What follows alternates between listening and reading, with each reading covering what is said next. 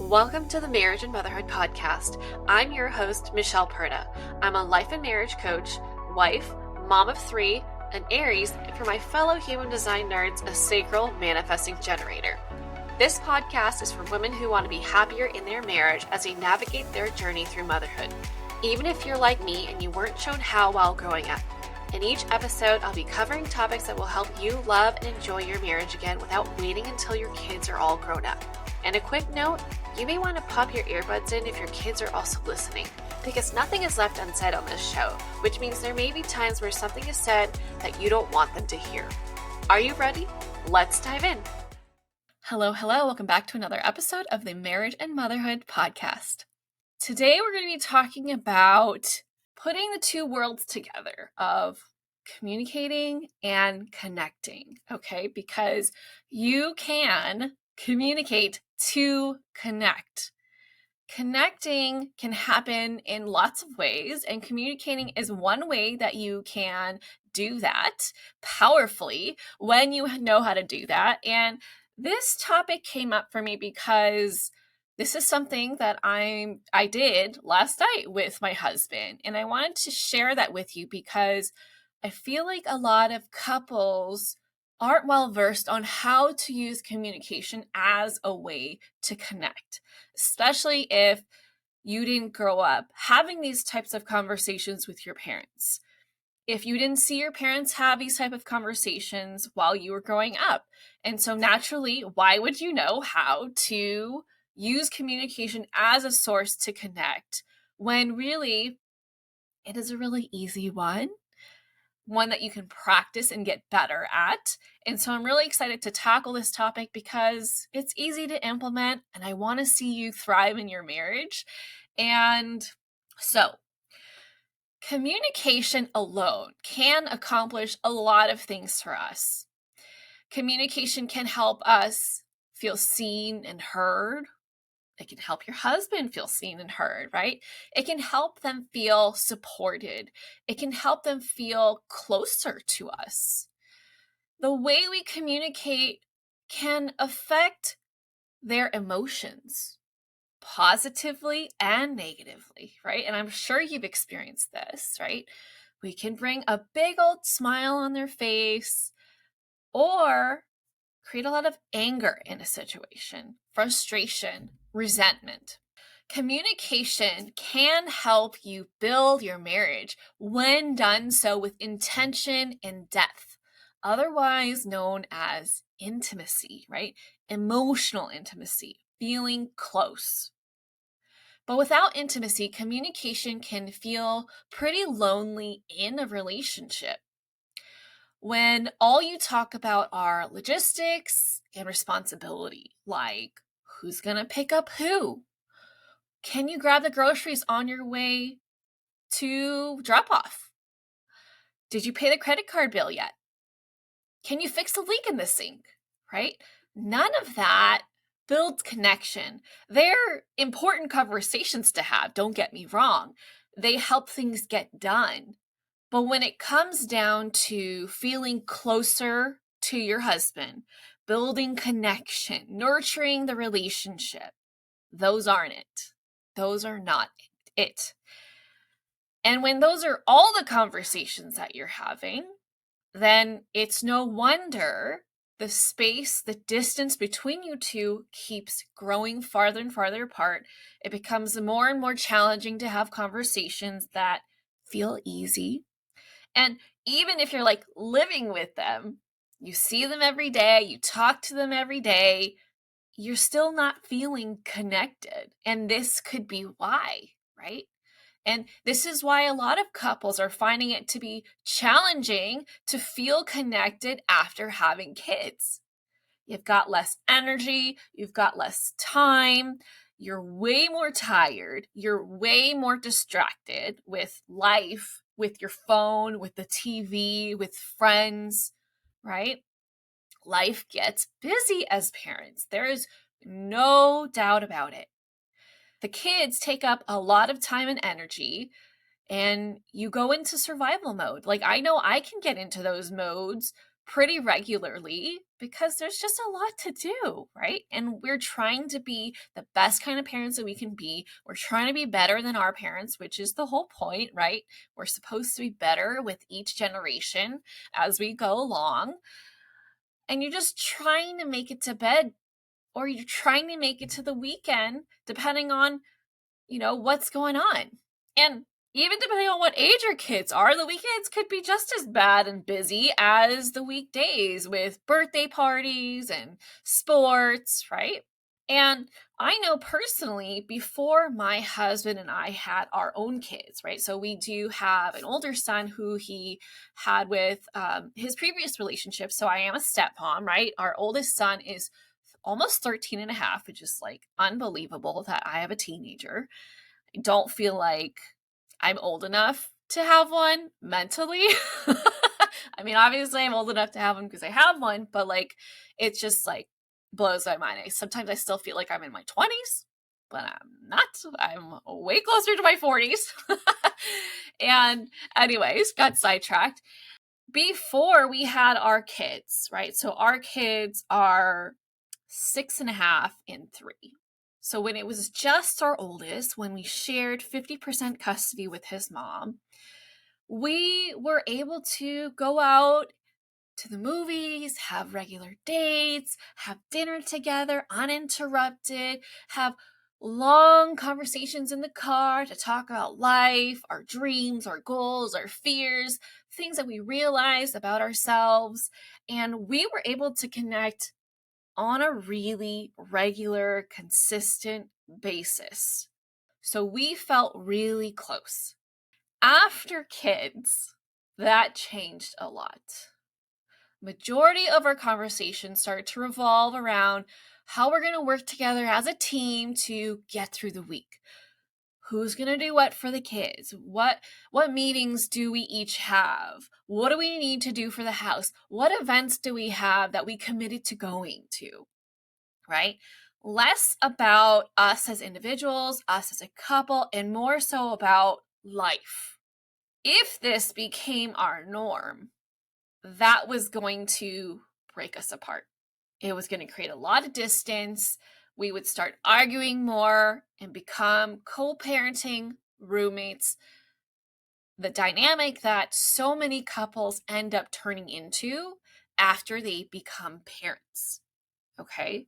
Not to say that we don't go through this phase, right? We do go through that phase where we notice, oh my gosh, things are way more serious between us, way less fun, way less flirty, passionate, connected, right?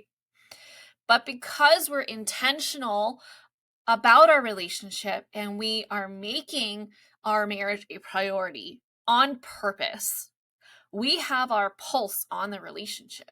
So when we notice we're becoming too responsibility focused versus connection focused, we take time to pivot. We say something about it. Having a strong connection isn't about staying connected 24/7. Okay? The reality is that we are not our only priority. He's got work. I've got my business as a marriage coach.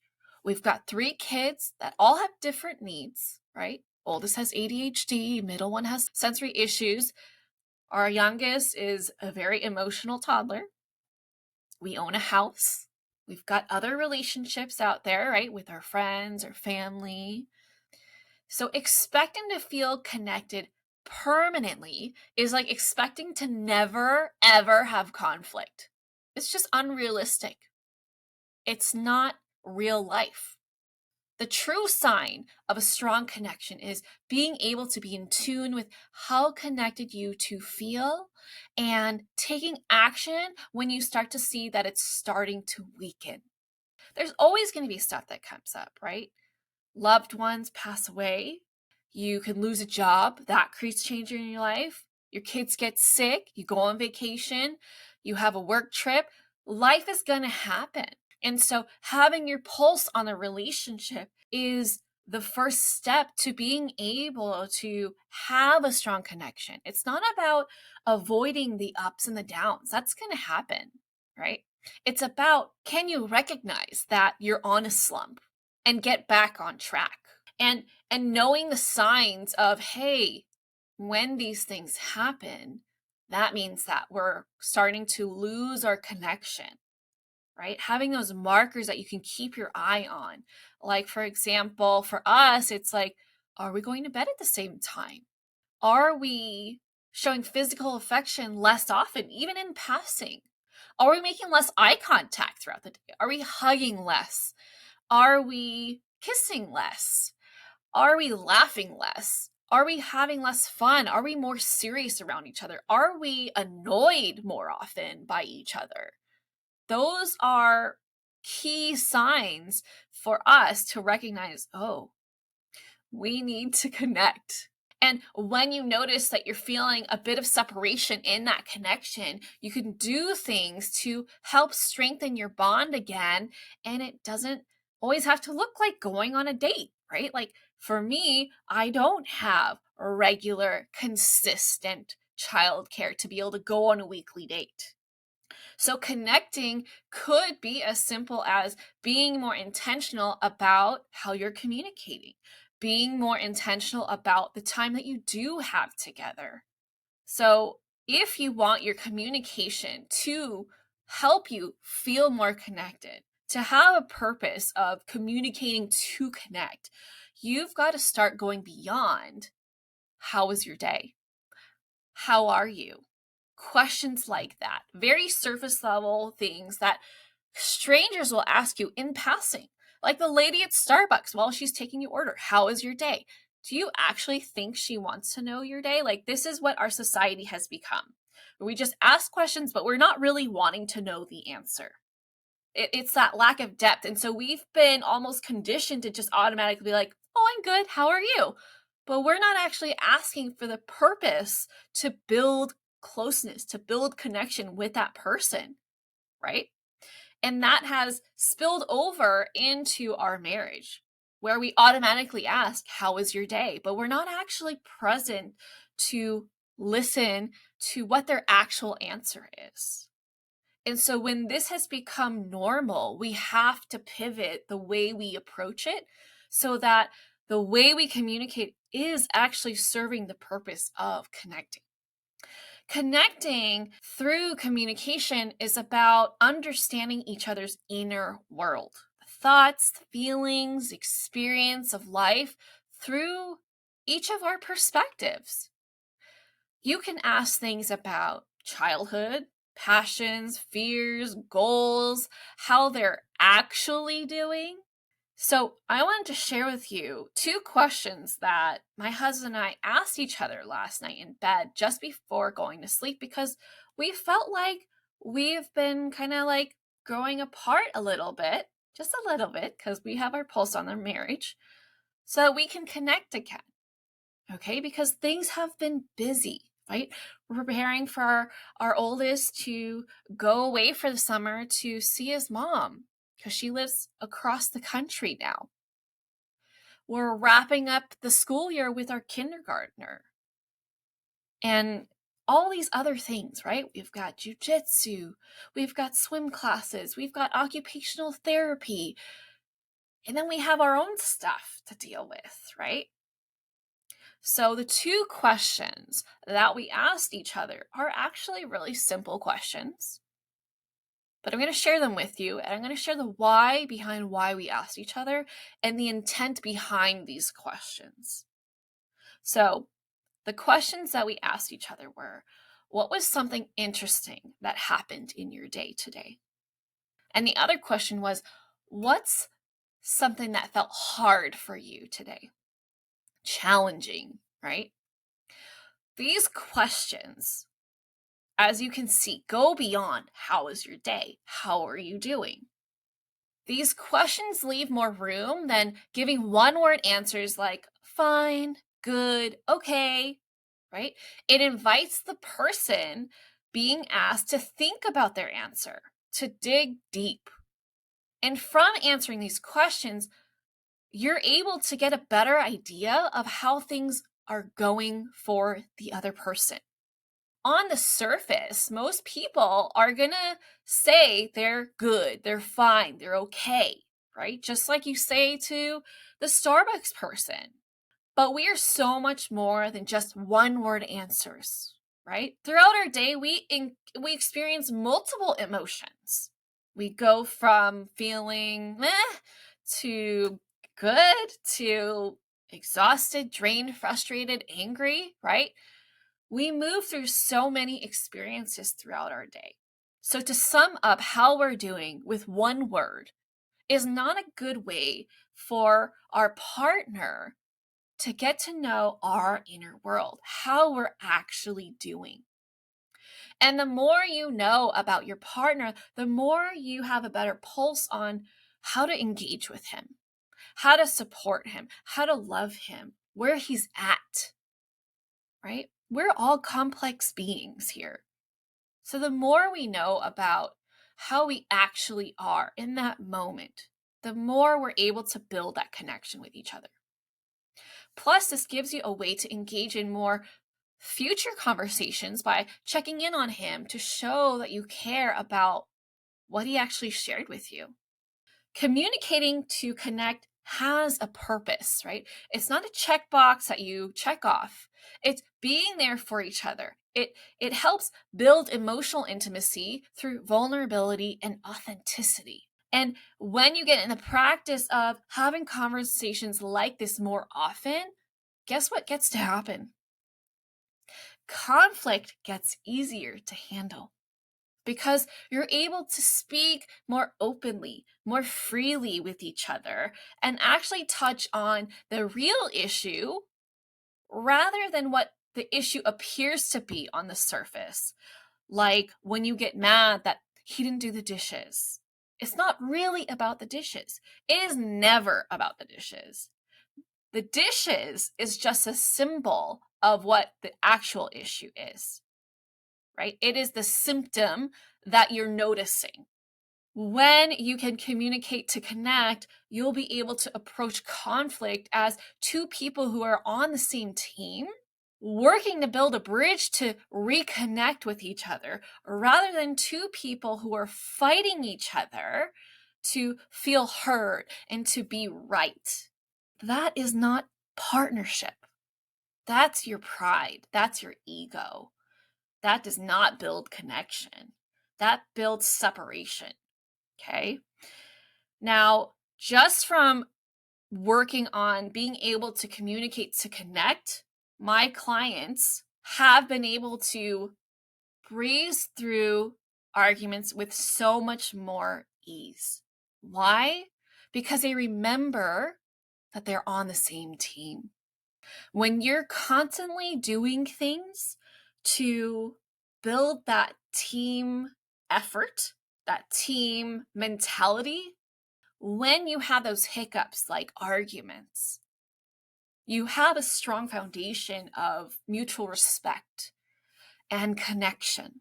And when you experience arguments that start to go down that road of, oh, we've experienced this before, and this is how we normally argue. You're going to say this, I'm going to say that. I'm going to get really mad and say things I regret. You're going to take it offensively and, shoot back with something else. And it becomes this back and forth, right?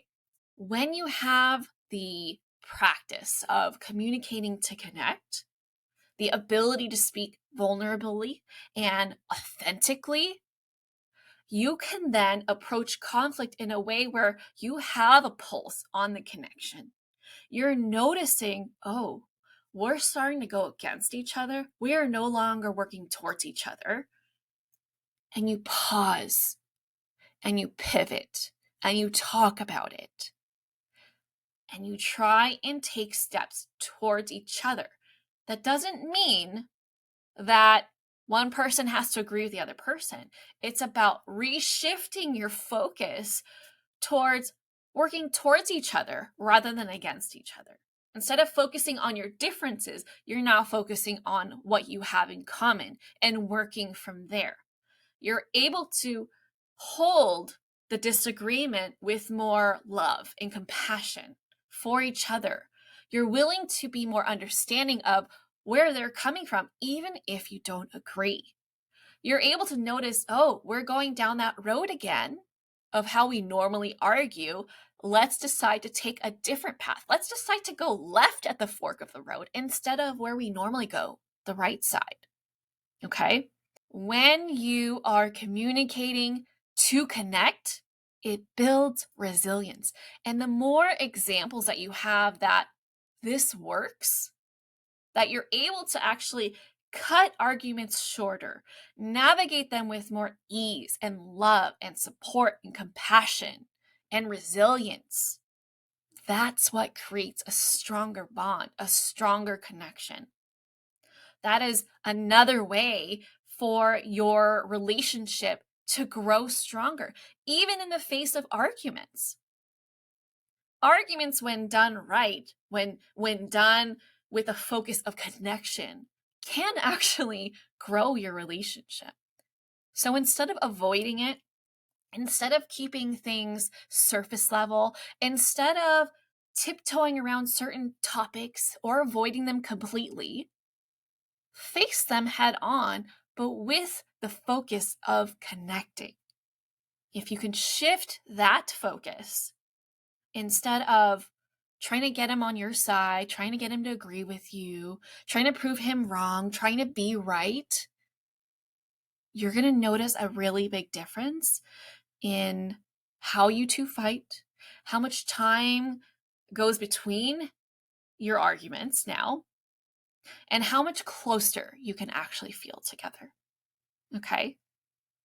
Now, if this is something that you are wanting help with, this is what I specialize in. I would love to help you turn your communication into connection so that your marriage is something that actually adds to your life, something that makes it feel more full rather than frustrating, stressful. Okay? I want you two to be a team, to feel like someone has your back, and to have your husband feel like you have his back. So you could take on issues outside of your marriage with so much more unity and connection. Okay. Reach out if this is something that you're interested in. I am taking on new clients, whether it's individual or couples. That's it for this episode. If you enjoyed this episode and you'd like to help support the podcast, please subscribe and leave a rating and review. I would so appreciate that. And if you love what I share here, then you're going to love and want to join my free private Facebook community that's also called Marriage and Motherhood. I hope to see and connect with you in there. Otherwise, I'll catch you back here next week for the next episode. Bye.